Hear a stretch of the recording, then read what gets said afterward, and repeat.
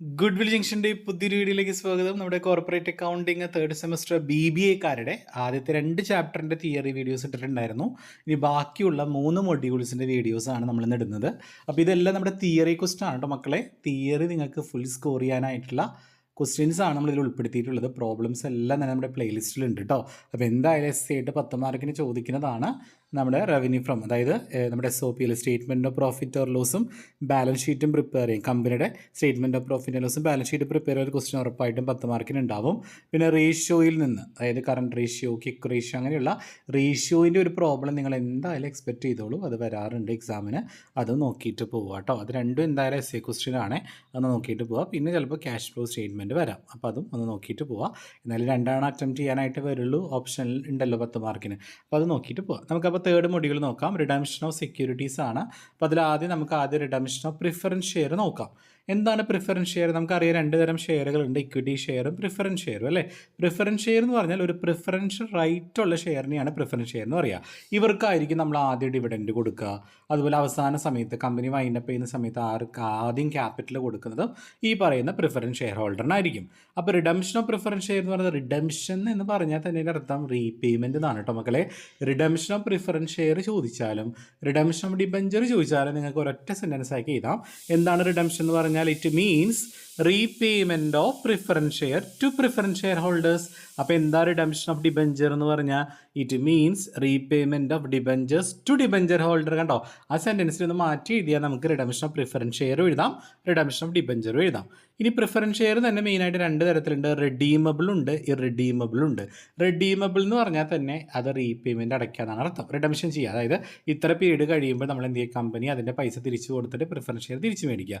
Irredeemable എന്ന് പറഞ്ഞാൽ നമുക്ക് ഒരിക്കലും തിരിച്ചു വാങ്ങാൻ പറ്റില്ല. At the time of liquidation of company wind up ചെയ്യുന്ന സമയത്ത് മാത്രമേ നമുക്ക് റെഡീം ചെയ്യാൻ പറ്റുള്ളൂ. ഇനി പ്രിഫറൻസ് ഷെയർ നമ്മൾ റെഡീം ചെയ്യുമ്പോൾ ഫോളോ ചെയ്യുന്ന കണ്ടീഷൻ, ചിലപ്പോൾ 5 മാർക്കിനൊക്കെ ചോദിക്കാം.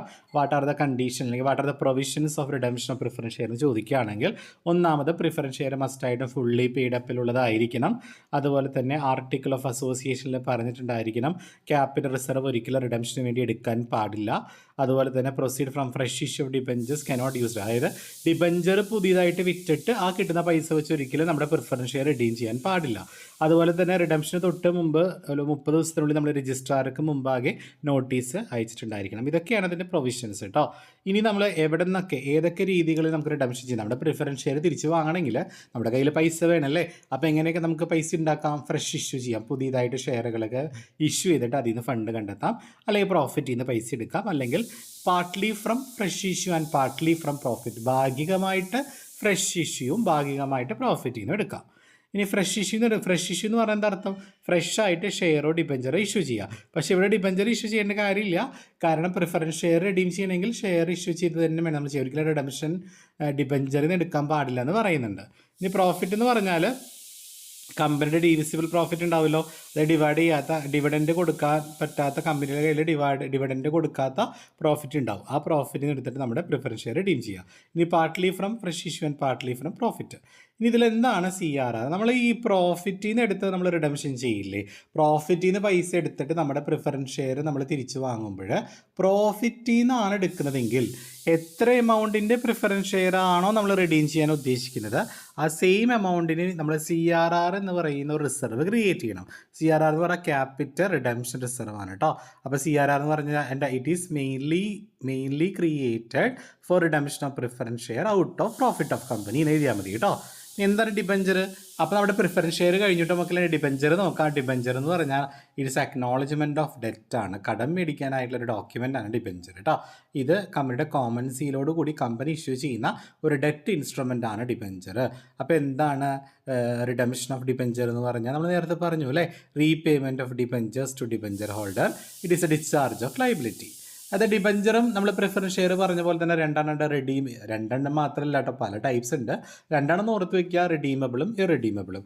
റെഡീമബിൾ എന്ന് പറഞ്ഞൊരു ഫിക്സഡ് പീരീഡ് കഴിയുമ്പോൾ നമ്മൾ തിരിച്ചു വാങ്ങുന്നതിനാണ് റെഡീമബിൾ. ഇറെഡീമബിൾ നോട്ട് റെഡീമബിൾ ആണ് കേട്ടോ. ഇനി ഇവിടെ നമുക്ക് സോഴ്സ് വേണം. ഡിബഞ്ചർ തിരിച്ചു വാങ്ങണമെങ്കിൽ പൈസ വേണ്ടേ? ഒന്ന് ഫ്രഷ് ഇഷ്യൂന്ന് പൈസ എടുക്കാം, ക്യാപിറ്റലിൽ നിന്ന് എടുക്കാം, പ്രോഫിറ്റിൽ നിന്ന് എടുക്കാം, അല്ലെങ്കിൽ നമ്മൾ ഷെയറിലേക്കോ ഡിബഞ്ചറിലേക്ക് കൺവേർട്ട് ചെയ്യാം, അല്ലെങ്കിൽ ഫിക്സഡ് അസറ്റ് വിറ്റ് കിട്ടുന്ന പൈസ വെച്ച് ഡിബഞ്ചർ റിഡീം ചെയ്യാം, അല്ലെങ്കിൽ ഓൺ ഡിബഞ്ചർ പർച്ചേസ് ചെയ്യാം. ഇനി അതിൻ്റെ പല മെത്തേഡ് ഉണ്ട്. ഡിബഞ്ചർ റിഡംഷൻ ചെയ്യാനുള്ള മെത്തേഡ് നേരത്തെ പറഞ്ഞത് സോഴ്സാണ് കേട്ടോ മക്കളെ. ഈ സോഴ്സും മെത്തേഡ്സും രണ്ടാണ്. സോഴ്സ് എന്ന് പറഞ്ഞാൽ എവിടെ നിന്ന് ഫണ്ട് എടുത്തിട്ട് റിഡംഷൻ ചെയ്യാം. മെത്തേഡ് എന്ന് പറഞ്ഞാൽ ഏതൊക്കെ രീതിയിൽ തിരിച്ചു കൊടുക്കാം. ഒന്ന് ലംസമായിട്ട് ഒരുമിച്ച് വേണമെങ്കിൽ പൈസ തിരിച്ചു കൊടുക്കാം, അല്ലെങ്കിൽ ഇൻസ്റ്റാൾമെൻ്റ് ആയിട്ട്, അല്ലെങ്കിൽ സിങ്കിങ് ഫണ്ട് ക്രിയേറ്റ് ചെയ്തിട്ട്, അല്ലെങ്കിൽ ഇൻഷുറൻസ് പോളിസി മെത്തേഡ്, അല്ലെങ്കിൽ പർച്ചേസ് ഓഫ് ഓൺ ഡിബഞ്ചർ, അല്ലെങ്കിൽ അതിനെ പുതിയ ഷെയറിലേക്കോ ഡിബഞ്ചറിലേക്കോ കൺവെർട്ട് ചെയ്യുക. അപ്പോൾ ഈ മെത്തേഡുകൾ ചിലപ്പോൾ 5 മാർക്കിനൊക്കെ ചോദിക്കുകയാണെങ്കിൽ 6 മെത്തേഡുകളുടെ ഹെഡിങ് കൊടുത്തിട്ട് ജസ്റ്റ് ബ്രീഫായിട്ട് ഒന്ന് എക്സ്പ്ലെയിൻ ചെയ്യാനായിട്ട് ശ്രദ്ധിക്കുക. എന്താണ് സിങ്കിങ് ഫണ്ട് എന്ന് പറഞ്ഞാൽ? സിങ്കിങ് ഫണ്ട് എന്ന് പറഞ്ഞാൽ ഡിബഞ്ചർ നമ്മൾ റെഡീം ചെയ്യാൻ വേണ്ടിയിട്ട് കമ്പനി പ്രോഫിറ്റിന് കുറേശ്ശെ പൈസ സിങ്കിങ് ഫണ്ട് എന്ന് പറയുന്ന ഒരു ഫണ്ടിലോട്ട് മാറ്റിവെക്കും. എന്താണ് divisible profit? Divisible profit is a part of profit legally distributed as dividend to the share holder. അതായത് ഷെയർ ഹോൾഡറിന് നിയമപരമായിട്ട് ഡിവിഡൻഡായിട്ട് ലാഭവിഹിതം പോലെ വീതിച്ച് കൊടുക്കാൻ വേണ്ടിയുള്ള കമ്പനിയുടെ പ്രോഫിറ്റിനെയാണ് ഡിവിസിബിൾ പ്രോഫിറ്റ് എന്ന് പറയുക. എന്താണ് DRR? CRR നമ്മൾ പറഞ്ഞു. എന്താണ് CRR? Capital redemption reserve. It is created for redemption preference share. അപ്പോൾ എന്തായിരിക്കും DRR? DRR എന്ന് പറയുന്നത് ഡിബഞ്ചർ റിഡംഷൻ റിസർവ് ആണ്. It is created for redemption of debenture.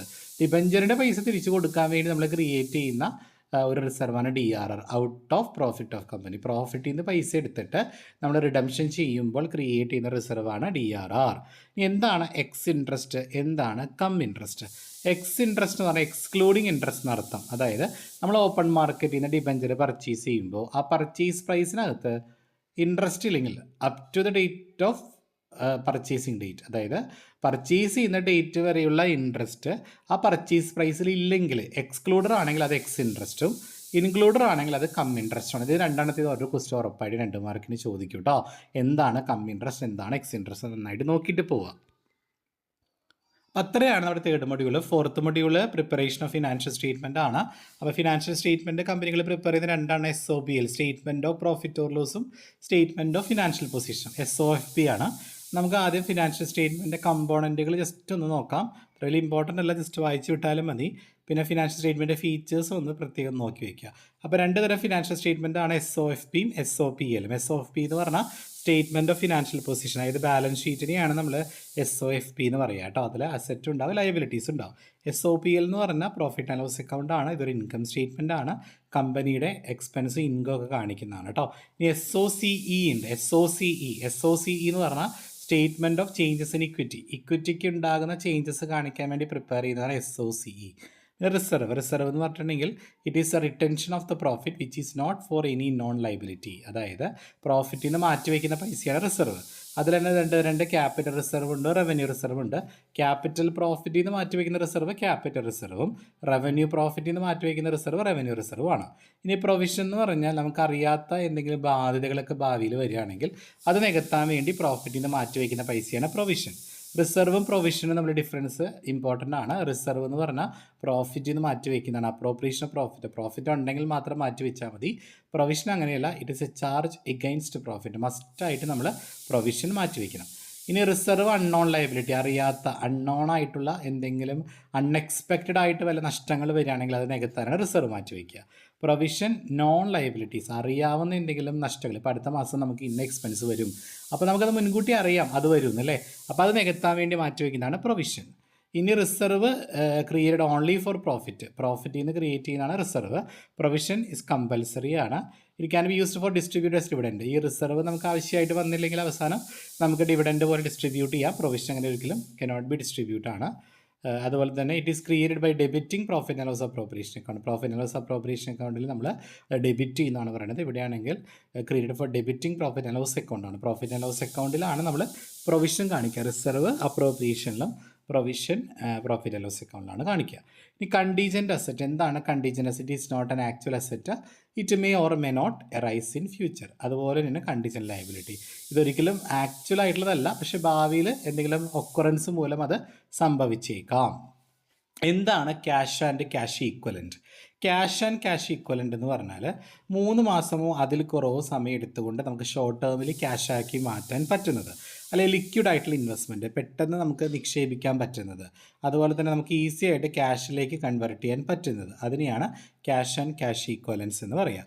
ഇനി ക്യാഷ് ഫ്ലോ ഉണ്ട്. ക്യാഷ് ഫ്ലോ എന്ന് പറഞ്ഞാൽ ക്യാഷായിട്ട് വരുന്നതും ക്യാഷായിട്ട് പോകുന്നതും. അതായത് ക്യാഷ് ഇൻഫ്ലോയും ഉണ്ട് ഔട്ട്ഫ്ലോയും ഉണ്ട്. എന്താണ് cash flow statement? It is a financial statement showing changes in balance sheet accounts and income effect cash and cash equivalent.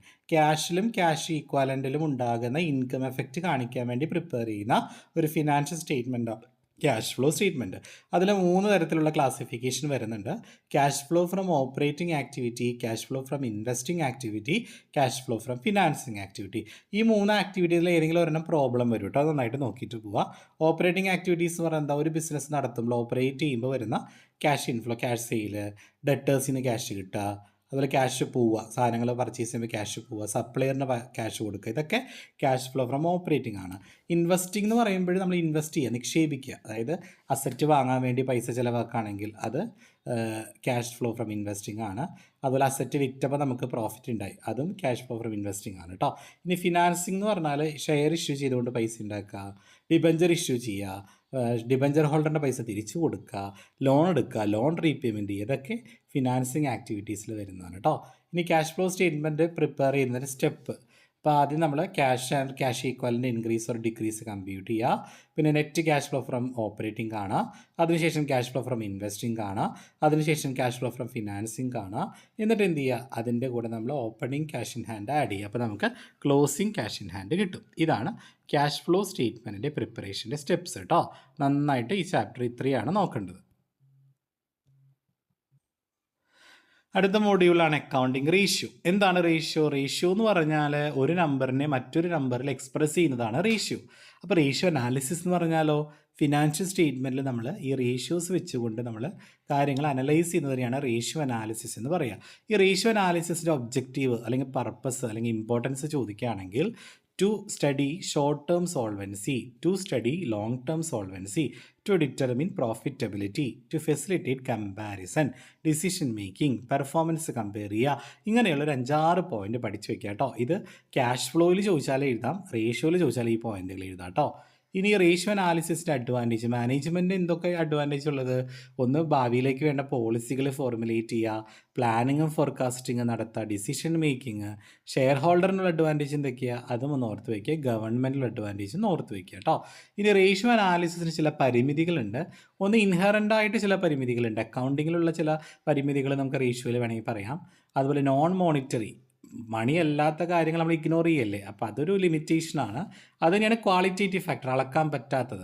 അതുപോലെ വിൻഡോ ഡ്രസ്സിങ്, ചിലപ്പോൾ നമ്മൾ ഈ പ്രാക്ടീസ് ചെയ്യും, ഈ മാനിപ്പുലേറ്റ് ചെയ്യും അക്കൗണ്ട്സിലൊക്കെ നമ്മൾ, മനസ്സിലായോ?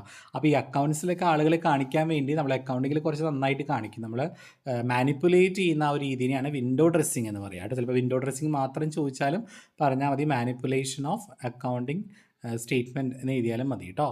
അതുപോലെ ജഡ്ജ്മെൻറ്റ് സബ്സ്റ്റിറ്റ്യൂട്ട് ചെയ്യൽ, പ്രൈസ് ലെവൽ ഉണ്ടാകുന്ന മാറ്റം, ഇതൊക്കെ നമുക്ക് റേഷ്യോ അനാലിസിസിൻ്റെ ലിമിറ്റേഷനായിട്ട് പറയാം. ഈ ലിക്വിഡിറ്റി റേഷ്യോസ് ഏതൊക്കെയാണെന്ന് ചോദിച്ചാൽ 2 എണ്ണമാണ്, കറണ്ട് റേഷ്യോയും ക്വിക്ക് റേഷ്യോ. ഇനി മക്കളെ, വാട്ട് ഈസ് കറണ്ട് റേഷ്യോ എന്ന് ചോദിച്ചാൽ നിങ്ങൾക്ക് ഇപ്പോൾ കിട്ടുന്നില്ലെങ്കിൽ ഇക്വേഷൻ അറിയാലോ, current asset by current liability ആണ്. അത് സെൻറ്റൻസ് ഒക്കെ എഴുതിയാൽ മതി. It is a ratio between current asset and current liability. അപ്പോൾ എന്താണ് quick ratio? It is a ratio between quick asset and current liability. അങ്ങനെ നിങ്ങൾ ഇക്വേഷൻസ് പഠിച്ചിട്ടുണ്ടെങ്കിൽ അത് തിയറി ആയിട്ട് ചോദിച്ചാലും ആ ഇക്വേഷനെ നിങ്ങൾ സെൻറ്റൻസ് ആക്കി എഴുതുക കേട്ടോ. ഈ സോൾവൻസി റേഷ്യോ അല്ലെങ്കിൽ ലിവറേജ് റേഷ്യോ ആണ് debt equity ratio, proprietary ratio, total asset to debt ratio. ഇനി activity or turnover ratio ആണ് inventory turnover ratio, debtors turnover ratio, creditors, fixed asset turnover ratio, working capital turnover ratio. Profitability ആണ് gross profit, net profit, operating profit, expenses ratio കേട്ടോ. Liquid ratio, എന്താണ് liquid ratio? ഞാൻ നേരത്തെ പറഞ്ഞില്ലേ, sentence ആക്കി എഴുതിയാൽ മതി കേട്ടോ. അതിന് സെപ്പറേറ്റ് പഠിക്കണമെന്നില്ല. വിൻഡോ ഡ്രസ്സിങ് ഞാൻ പറഞ്ഞു, ഇറ്റ്സ് എ മാനിപ്പുലേഷൻ ഓഫ് അക്കൗണ്ട്സിനെയാണ് വിൻഡോ ഡ്രസ്സിങ് എന്ന് പറയുക. വിൻഡോ ഡ്രസ്സിങ് നമുക്ക് എങ്ങനെയൊക്കെ ചെയ്യാം? ഒന്ന്, ഇൻവെൻട്രി വാല്യൂസ് കൂട്ടി കാണിക്കാം, ഫിക്സഡ് അസറ്റ് വാങ്ങുന്നത് കുറച്ച് മാറ്റി കാണിക്കാം, ഫിക്സഡ് അസറ്റ് വിറ്റത് കാണിക്കാം, കറണ്ട് ലൈബിലിറ്റീസ് അടച്ച് തീർത്തായിട്ടൊക്കെ നമുക്ക് കാണിക്കാം. അങ്ങനെ നമ്മൾ മറ്റുള്ളവരെ കണ്ണിൽ പൊടിയിടുക എന്ന് പറയില്ലേ, അപ്പോൾ അങ്ങനെയുള്ളതിനെയാണ് നമ്മൾ വിൻഡോ ഡ്രസ്സിങ് എന്ന് പറയുക. ഡെറ്റ് ഇക്വിറ്റി റേഷ്യോ നമ്മൾ ഇക്വേഷൻ വെച്ച് ചെയ്താൽ മതിയല്ലോ. ബാക്കി എല്ലാ റേഷ്യോസും നിങ്ങൾ ഇക്വേഷൻ പഠിച്ചിട്ടുണ്ടല്ലോ, അത് ജസ്റ്റ് ഒന്ന് സെൻറ്റൻസ് ആക്കി ചെയ്താൽ കേട്ടോ. സ്റ്റോക്ക് വെലോസിറ്റി എന്ന് പറഞ്ഞാൽ സ്റ്റോക്ക് ടേൺ ഓവർ റേഷ്യോനെ നമ്മൾ ടൈമിൽ റെപ്രസെൻറ്റ് ചെയ്യാറുണ്ടല്ലോ. അപ്പോൾ നമ്മൾ അങ്ങനെ ഡേയ്സിലോ മന്തിലോ റെപ്രസെൻറ്റ് ചെയ്യുന്നതിനെയാണ് സ്റ്റോക്ക് വെലോസിറ്റി റേഷ്യോ എന്ന് പറയുക. അതുപോലെ ആവറേജ് കളക്ഷൻ പീരീഡ് എന്ന് പറഞ്ഞാൽ ഡെറ്റർ ഇല്ലേ നമുക്ക് പൈസ തരാനുള്ളവർ, അവർ എത്ര ദിവസം കൊണ്ട് നമുക്ക് പൈസ കളക്ട് ചെയ്യാം എന്നുള്ളതാണ് average collection period. Average payment എന്ന് പറഞ്ഞാൽ ക്രെഡിറ്റേഴ്സ് ആണ്. നമ്മൾ പൈസ കൊടുക്കാനില്ലേ അത് എത്ര ദിവസം കൊണ്ടോ അല്ലെങ്കിൽ എത്ര മാസം കൊണ്ടോ അടച്ചു തീർക്കാം എന്നുള്ളതിനെയാണ് ആവറേജ് പേയ്മെൻറ്റ് പീരീഡ് എന്ന് പറയുക. അതൊന്ന് ഓർത്ത് വയ്ക്കുക. പിന്നെ പ്രോഫിറ്റബിലിറ്റി റേഷ്യോസ് എല്ലാം അറിയാലോ, അത് ജസ്റ്റ് ഒന്ന് റേഷ്യോ തന്നെ സെൻറ്റൻസ് ആക്കിയത്. ROI എന്ന് പറഞ്ഞാൽ റിട്ടേൺ ഓൺ ഇൻവെസ്റ്റ്മെൻ്റ് ആണ്. നമ്മൾ എവിടെയെങ്കിലും ഇൻവെസ്റ്റ് ചെയ്താൽ എത്ര നാൾക്കുള്ളിൽ നമുക്ക് തിരിച്ച് കിട്ടും. അപ്പോൾ അതിൻ്റെ അഡ്വാൻറ്റേജ് ആണ് പ്രോഫിറ്റബിലിറ്റി, ബിസിനസ്സിന് സക്സസ്, ഇൻവെസ്റ്റ്മെൻറ്റ് ഡിസിഷൻ, ഇതൊക്കെ നമുക്ക് അതിനകത്ത് പറയാം. EPS 2 മാർക്കിന് ചോദിക്കാം. EPS എന്ന് പറഞ്ഞാൽ ഏണിംഗ് പെർ ഷെയർ. ഒരു ഷെയറിൽ നമുക്ക് ഉണ്ടാക്കാൻ പറ്റുന്ന ഏണിങ്സിനെയാണ് EPS എന്ന് പറയുക കേട്ടോ. അതുപോലെ ഒരു ഷെയറിൽ നമുക്ക് കിട്ടുന്ന ഡിവിഡൻറ്റിനെയാണ് DPS എന്നും പറയുക. അതും ഒന്ന് ബ്രീഫായിട്ട് പഠിക്കുക. അപ്പോൾ എല്ലാവരും അടിപൊളിയായിട്ട് തിയറീസൊക്കെ നോക്കിയിട്ട് പോവുക. പ്രോബ്ലംസ് എല്ലാം നമ്മുടെ ചാനലിലുണ്ട്. എല്ലാം നന്നായി പഠിച്ച് വർക്കൗട്ട് ചെയ്തിട്ട് പോവുക. അടിപൊളിയായിട്ട് പ്രസൻറ്റ് ചെയ്യുക കേട്ടോ. Okay, thank you.